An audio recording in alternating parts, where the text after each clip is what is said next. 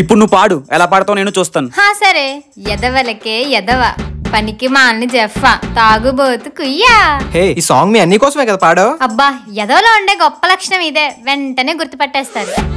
అర్థం కాలేదు. దోలు తీరిందా? అది ఇద్దరిని కలిపి అన్నది, మూసుకో. హే, తప్పే, అలా అనకూడదు. రవి, ఇప్పుడు నువ్వు పాడు.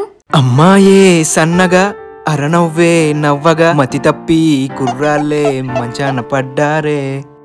అమ్ము, ఇప్పుడు నువ్వు పాడు. చూడరా, ఇప్పుడు నా కోసం సరైన సాంగ్ పాడుతుంది. అన్నయ్య నువ్వు పుట్టాకే చెల్లిగా నేను పుట్టాను, ఎన్ని జన్మలైనా తోడుంటా.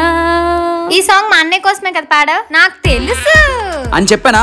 అది నా చెల్లె, నీకు చెప్పానా? చెప్పాలా ఏంటి? చెల్లెల ఫ్రెండ్ చెల్లే కదా అవుతుంది అని రాజకీయంలో ఎక్కడ రాస్తుందా? అయినా ఇలాంటి ఫిగర్ పట్టుకొని చెల్లి అంటే ఎవడుకుంటాడు ఏంటి?